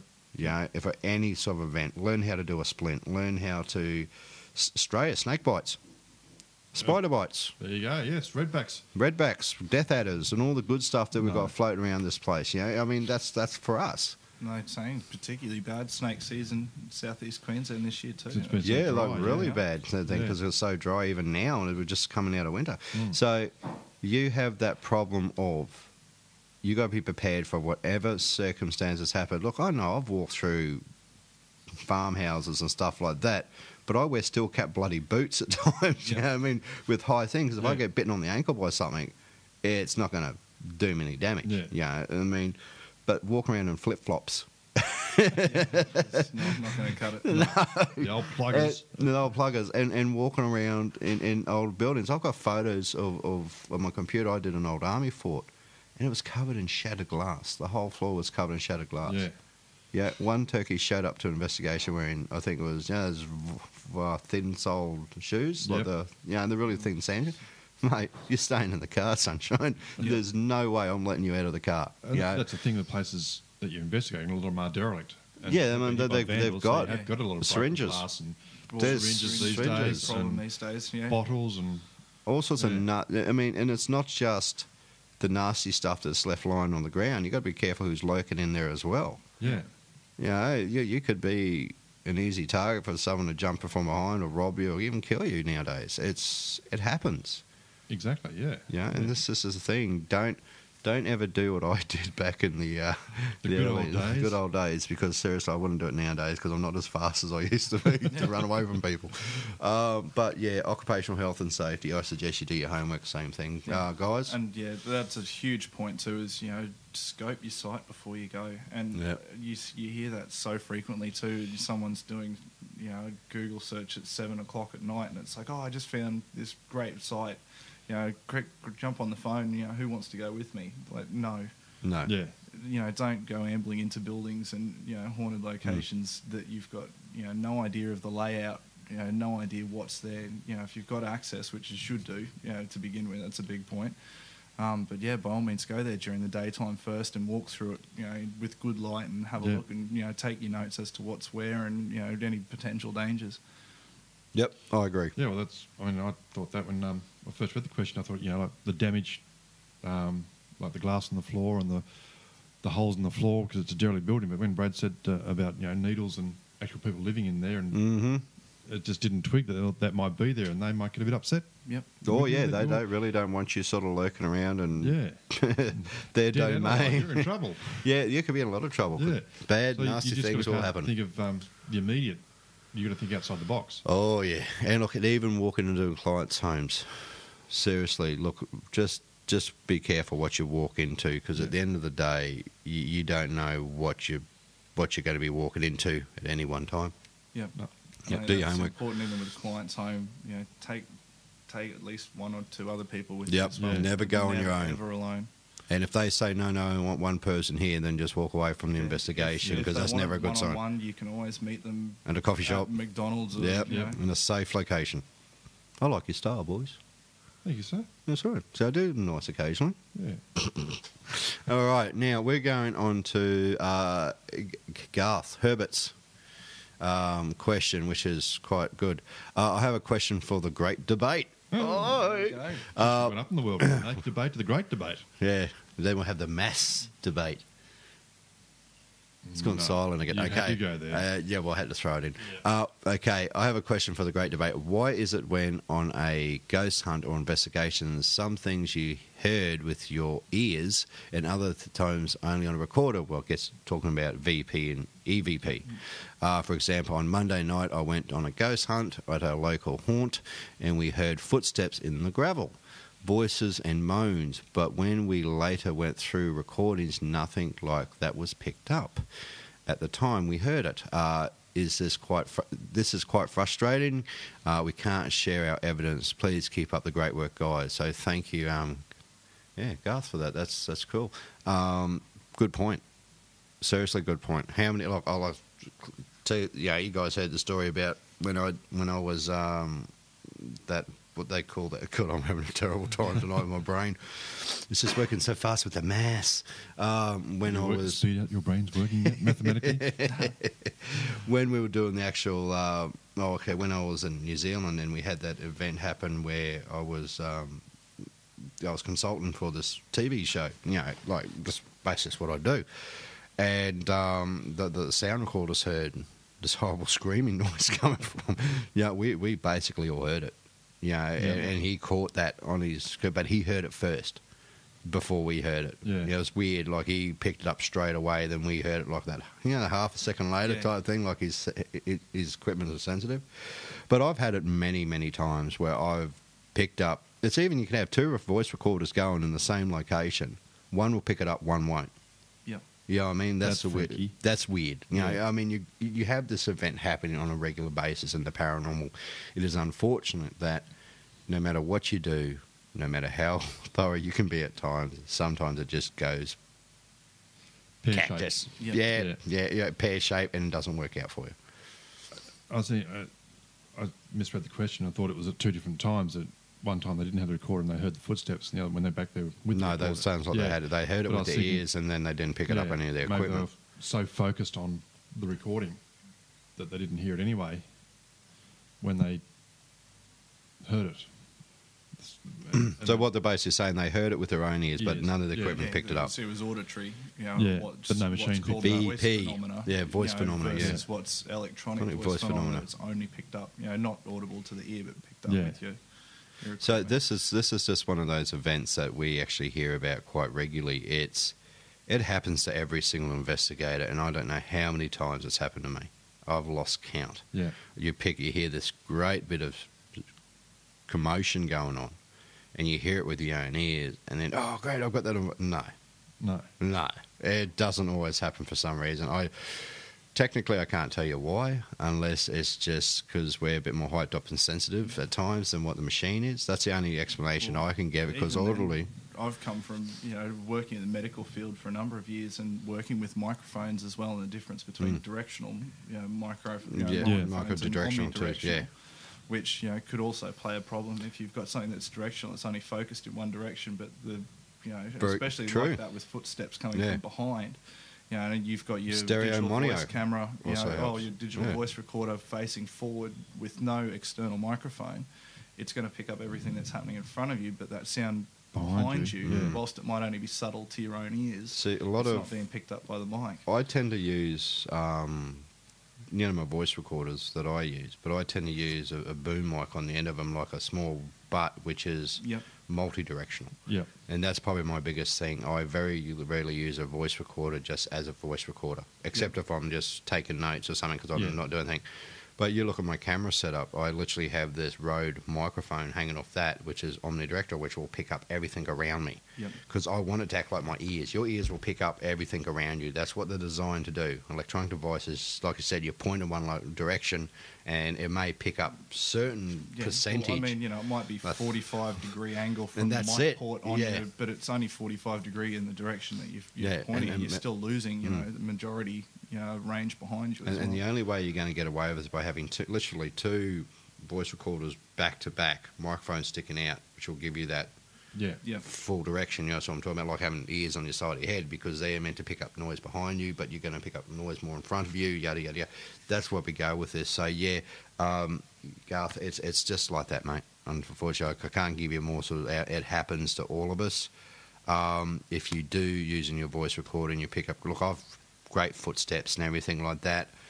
Frequency could be different, like the actual frequency, because microphones only register a certain level of pitch and that. But then again, you would have thought that it would be heard by the human ear if it was... No, you'd be surprised. I mean, the human ear is quite amazing bit of kit, mate, when you think about it. Actually, now that I think of it, that's with the background that I've got with microphones as well. Also, the digital frequency in which something, a digital instrument will actually pick. It will only pick from a certain decibel to a certain decibel. Yeah. Because that's the whole point, of how it works, is it will translate that physical, auditory sound And cut out that background into a noise digital and stuff like that. wavelength, Okay, and yeah. save it, but it will only do it between certain frequencies. So, I mean, you could very well be picking something up that's just out, whilst your ears are hearing it.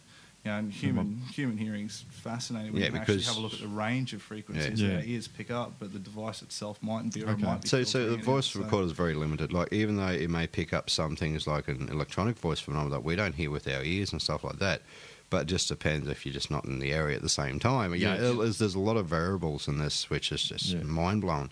What else do you do? I mean, unless you want to go and people have spent stupid amounts of money on voice recorders and stuff like that. I don't think it makes a lick of difference.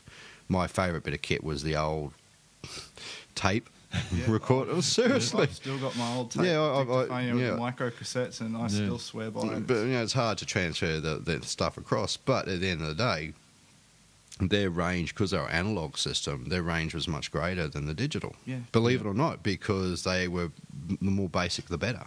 I mean, this thing, I'm looking at this new microphone now, which is probably about $600, but that's for interviewing people with, that will give us stereo quality recording sound. I won't be taking that on investigations. No, because it's not. It will be useless for that. It'll be damaged when you drop and run like a girl. Yes, that's right too. Yes. But for that type of environment, I think it'd be friggin' useless, because it picks up stereo. It's multi-track layable. It's all the rest of it. Yep. As an investigation, you don't need that. I have a good. I think my voice recorder is about $150. I have a omnidirectional microphone that I plug into it, and it's great. I can wave it around like a wand, if you know what I mean. I wave it around everywhere, because as I'm talking over here, it's over there, but it's picking up the general surrounds with me. So and that's just my view on that. And so they're a great question. I love it. Go back and keep trying. Keep trying, mate, and well done, and thank you very much for writing into the zombie. Really appreciate it. Now we're going across to the haunts of Brisbane. Fantastic. With the haunts of Brisbane. Yeah, we go out to cemeteries and we do things to each other in the dark. That's your new theme song. Did you like it? I don't know. Not really. Okay. All right, this is cool. I love this. And this question is from Alice Black. It is. Last question for the night. And fantastic question. This is truly awesome question. I'm going to read it out to you. Okay, Alice Black writes, I was just wondering what your thoughts were on the use of... Oh, God, hang on. Don't tell anyone what I'm doing. Brad, stop it. You're in public. Just put my glasses back on. Oh, is that what it is? Oh, sorry. It's terrible. I'm blind as a bat. Okay. I was just wondering what your thoughts were on what used to be called, or what were used to be called ESP, or extrasensory perception. It is something most of us have experienced at some time, where you can sense somebody is watching you and you turn around and they are there. Basically you picked up someone, walking up, oh yeah, such and such. You have a thought about someone, and you get a phone call from them. You know what I mean? Yep. although it only happens on rare occasions, what makes it even more puzzling, I'm sure you guys have experienced this on investigations. Do you think it may be a evolutionary mechanism to protect us from impending danger, or perhaps it's more a tap on the shoulder from someone who has departed from this world and trying to protect us? That is a brilliant question. Yeah, That's a doozy. Twist at the end, isn't it? on question. That's a Whether nice little it's- twist at the end. Yeah, no, that's pretty full on. Yes. I'm going to let you boys take this one first, and I'm going to jump in because I talk too much. I was thinking before you said that twist at the end that maybe it's just a sense you might have that you don't know about, like a seventh sense. The Sixth Sense. No, there is a sixth sense. It might be the seventh sense. The Sixth Sense is ESP. Yeah, you knob. Sixth What are Sense. the sense in my pocket then? God. That's it's Sixth good. Sense. Oh, Sixth, yeah, that's what you were in a night doing a zombie. Sixth Sense. But the fact that it might be someone tapping you on the shoulder that's looking after you or looking over you. This brings up a whole metaphysical opens up a side whole of new things, door of doesn't it? Like, discussion, yeah. yeah, I mean, we've gone from scientific to metaphysical in one big major leap. It's linked together in a lot of ways as well. We could go into the spiritual side. Yeah, look, it could be your guardian or something, or your angel, whatever you want to call it, tapping on his shoulder and saying, hey, just, look, I've done it that many times. You're about to walk across the street, then you stop, and you just wait that extra half a second. Next one, this push bike comes screaming past you Or at 100 miles. something, yeah. Yeah, like that. And we all have that. We all have that ability. We've all done it. We've been Why do you driving. take that second look when you're turning left or right? I mean, Yeah, that's- when you're driving, you think, I won't overtake this guy. I'll just hang back for a minute. And your next minute, you see it just go all over the road. So, I mean, and this is what it comes down to. We're all touched with a basic ESP. And Is whether it- or not is it it's just common sense. I don't know. I don't think. Oh, Gee, yeah, man, I mean, if it was common sense, seriously, there'd be a lot less people who win the Darwin Awards each year. Yeah. Yeah, I mean, seriously, I mean, But I mean, it does raise a good question whether it's some kind of, almost like subconscious precognition, being able to, even though it's you're People not call it a vibe. consciously, Yeah. sort of seeing a little bit into the future, or But or it's from like when that the point of phone's view. about to ring, you know it's about to ring. It's that whole thing. We've all done it. We've all is had it that. or is it that we've all lived our life beforehand and we're living it again exactly the same, but we know what's going to happen? God, you're getting deep. It's very deep It's now, isn't freaking it? scary deep, Yeah, man. well. You've been researching some of this No, stuff, haven't no. you? He's Is it, he's got the old grey matter wound up tonight. Yeah. Loving it. No, you're saying is it the mirror image of somebody else, and that's just happened to them, so they're thinking, well, I better stop him doing that. Could be. It's a tough one, isn't it? I Yeah. know there's been a lot of documented reports, and especially in European countries, they especially did a lot of research into the ESP and all the rest of it, and they held many. Even the United States, I think they did a lot of.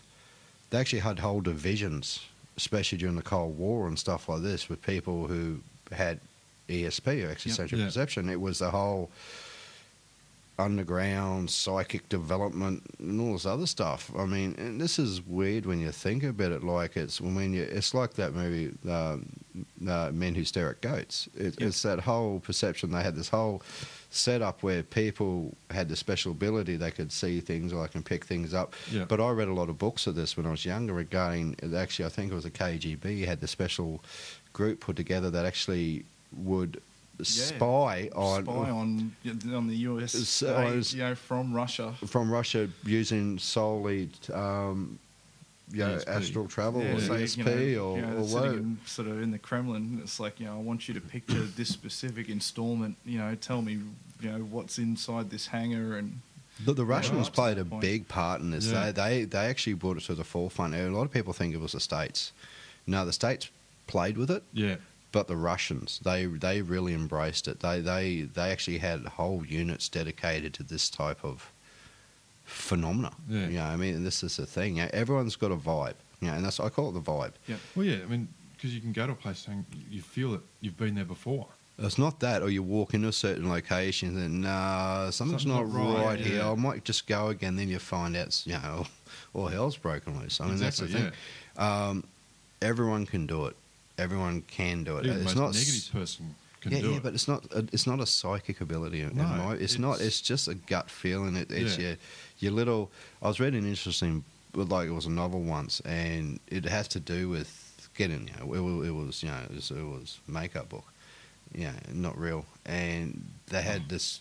Had me confused here. Sorry, I thought it was a makeup. non-fiction. book. No, makeup. Yeah, makeup. Yes, Yes. it was Barbie does. Yeah. Yes. I'll tell you a story later after all for you about Barbie. Okay. I had I read this book, and there's what this guy had was this little creature in his mind. Yeah, I mean, this Yep. was all to do with like extrasensory perception. It Yep. was real spaced out book. It was really cool though. It was a really good read. And he had this ability to, when danger was about to happen, like the little voice in his head would tell him, "Oh, something's about to happen." But it'd be pretty precise. This is like real Yep. precise what would actually happen. And this was his journey, type thing, and what he picked up and stuff like this. It's a really cool book. And this thing, people have that ability.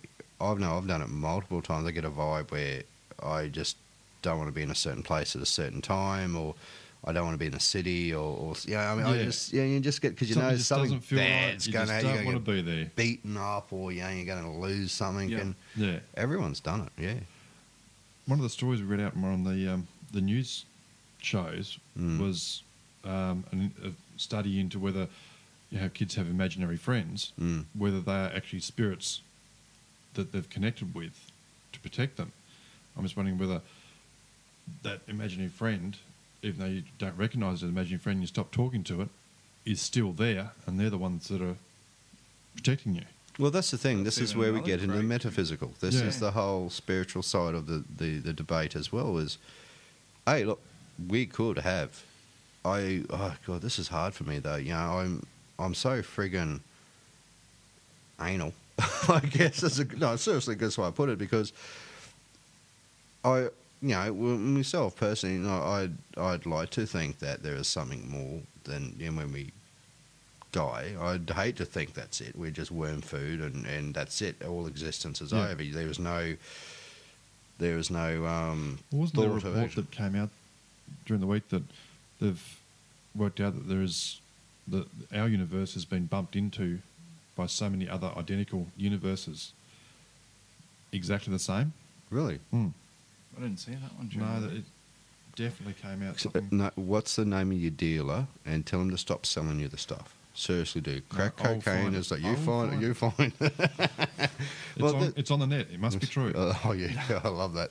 But what do you reckon, Liam, in that sense? Yeah, I mean, do you think it's a metaphysical? Because we've all had that. Yeah, it's a really interesting concept of, is it truly your own inner voice, or is it an external voice that's being projected into your head? And further from your point, Wadsy, is it that invisible friends when you're young, perhaps they are guardian spirits that are around, and once we hit a certain age, We we just- lose the ability to Communicate with them. actively see them and communicate. And back they and forward. basically stick their hand But, on your shoulder they're to stop still you there, doing and something. they're Because still projecting thoughts into your head, saying, "Look out for this, don't do that."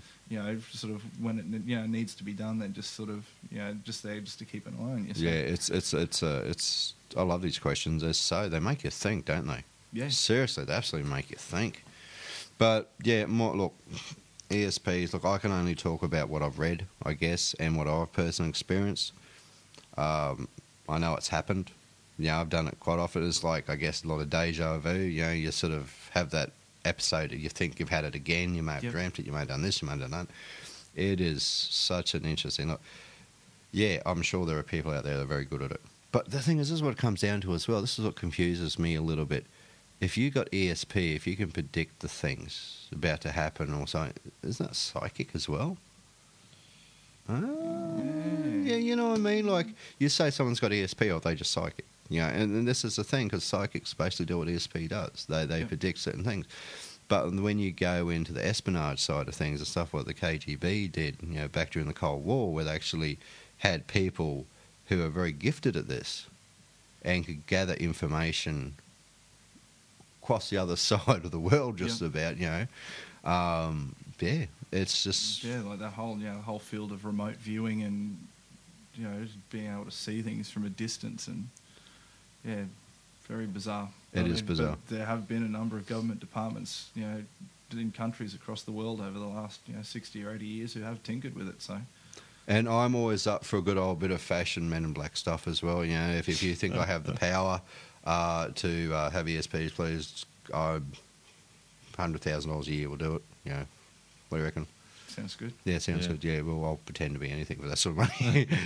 I'm a butterfly. As long as I get a schmick suit out of it, I'm happy. Yeah, me too. Sparky suit. So how did you go with that information, mate, with your dealer? My dealer, my dealer is offline at the moment, so I'll have to look at it deeply. Okay, so once his dealer is offline at the moment, so can't do this multiple universes crashing into our own universe. That's quite interesting, though, man. And I'll say, guys, we've just about come to the. Well, end we of can't this- finish until I find it. I'll redeem myself. Yeah, well, I'm Either waiting. that or I'll post it on the net. Oh, you'll post it on the. I'll post it to you and you can post it No, on no, my zombie page. I'll just set you up as admin as well. You post it yourself. Oh, Oh, Liam's admin now as well. Is so he? yeah, I finally left worked out out how now. to do it. Finally worked out how to do it the other night because I promised he could put it on. And okay, so quickly stuff that we have got on for the zombie. I have an interview coming up on Monday night with Nikki from Whisper, and she's going to be talking about her near-death experience. It's going to make an interesting interview Monday night.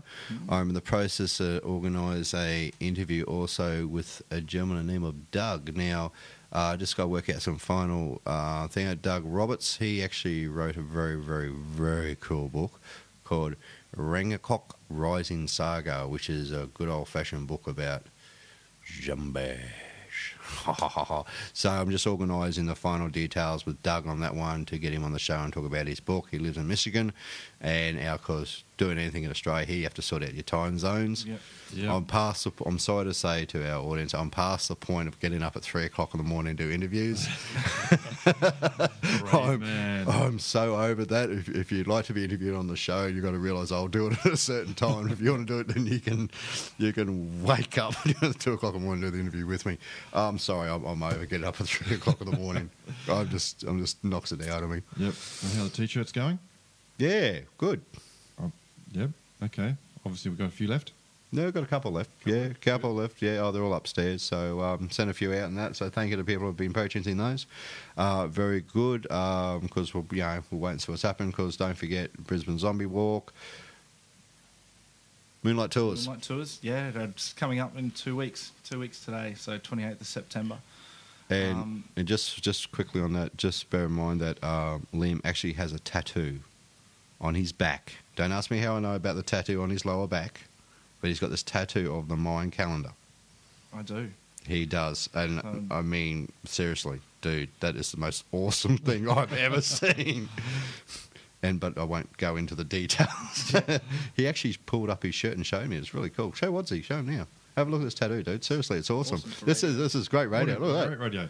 that. Whoa. Yeah? Hey? Yes. Very interesting. What is it? No, not his bum. His tattoo. Oh, okay, So- sorry. That's why I didn't ask what it was. No, just a bit of a quick story about that, mate. Yeah, It's just, cool.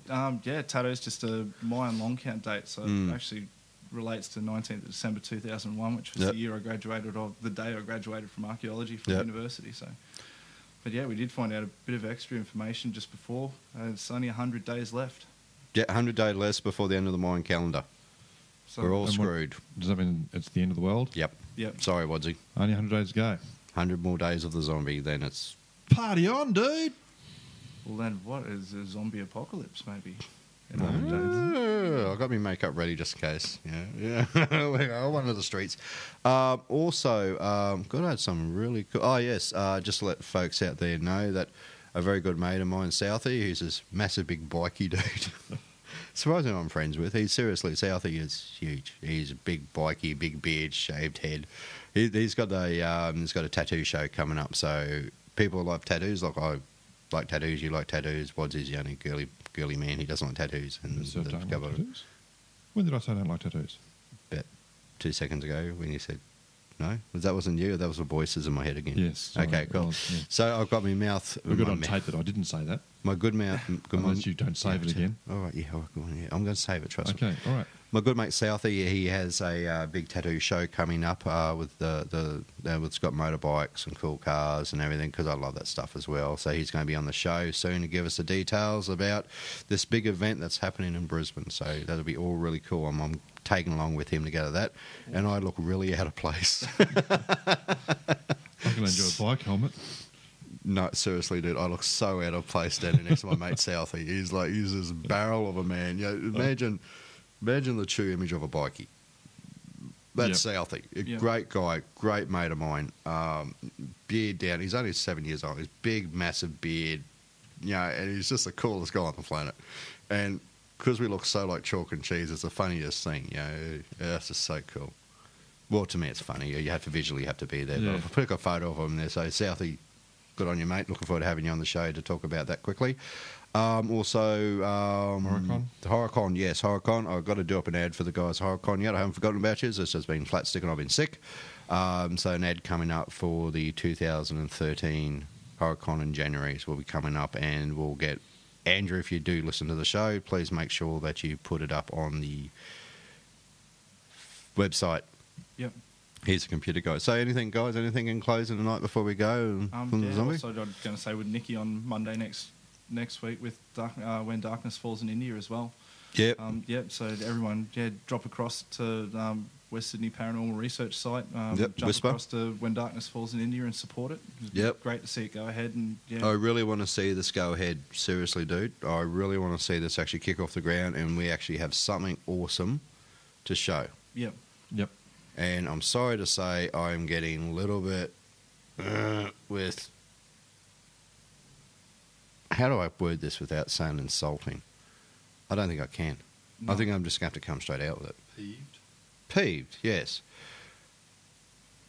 If you're going to have a TV show, make sure you got the show first before you put it out there. Yeah, I mean, make sure you got it all writing. Let's see it. Sorry, yeah.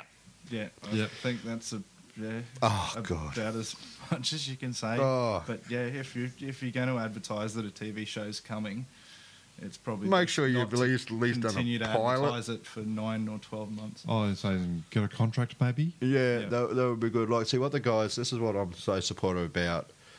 What the guys are doing with the India project, because they haven't made anything yet. That's why they're raising the funds. That's what they want to do. But they've done other projects leading to this, and Yep. this is why I'm backing them 110%. Because what they're doing, they put, hey, we haven't done it. We want to do it. This is what we need to do it.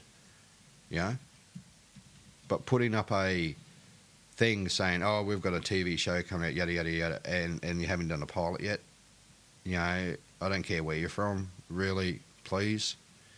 Get When- something on paper.